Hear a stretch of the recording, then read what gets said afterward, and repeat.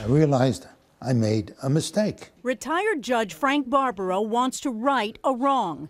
He says he unfairly convicted a white man of murder in 1999 because he saw the man as a bigot. Did you believe at the time that Donald Kagan was a racist? Oh, yeah. That's what I believed. Kagan, now 40, was accused of intentionally killing Wavell Wint, a 23-year-old young black father, in 1998. In lieu of a jury trial, Kagan chose to have his case heard in New York Supreme Court before Justice Frank Barbaro, who would be both judge and jury. So he decided he'd get a fair shake with me. It was here, at this Cineplex in Brooklyn. Evidence presented in court showed that Kagan came to the movies with an unlicensed loaded gun. Wint, the victim, came with his friends to the very same show, and according to testimony, had been drinking. After the show let out, the two crossed paths and got into a fight. Words were exchanged, and then at one point, Kagan pulled out his gun. Wint's friends tried to pull Wint away. They couldn't. Witnesses heard Kagan say, "You don't want any of this." Wint didn't back away. The two men began to struggle for the gun, and then 2 shots. The 2 bullets struck Wint in the chest and abdomen. Barbaro rejected Kagan's claim of self-defense and found him guilty of murder and criminal possession of a weapon. I couldn't get out of my mind the look on the lawyer's face when I said I found him guilty.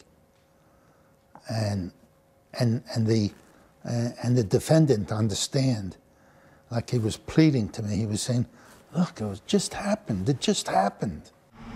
Kagan was sentenced to 15 years to life in prison.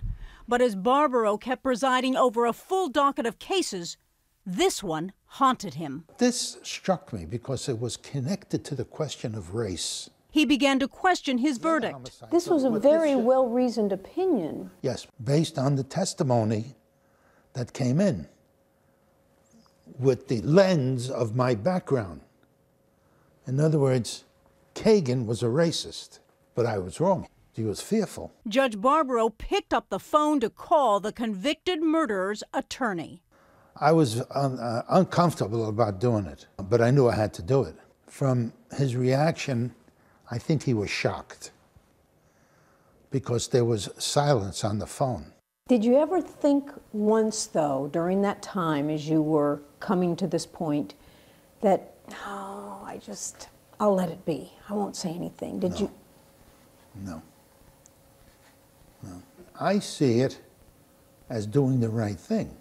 We're supposed to take this decision, take the testimony at the trial, throw it out the window. This was not an easy decision for Justice Barbaro to make. The defense filed a motion to overturn the verdict, and a ruling is expected from a new judge.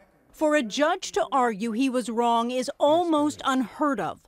Barbaro himself came to testify in December and faced the man he sent to prison. I tried to go over to him after the hearing. I get chills when I think about it. And he looked at me, but he was so angry. And after all those years, the family of victim Wavell Wint, who had a 4-year-old son when he was killed, came back to the courtroom, outraged that Kagan's conviction could be reversed. It's not fair. My son grew up without a father. He pulled out the gun and murdered that man. What I did to Kagan was a travesty. I didn't do a travesty to the kids. And justice is a very strange person. Justice calls it like they see it.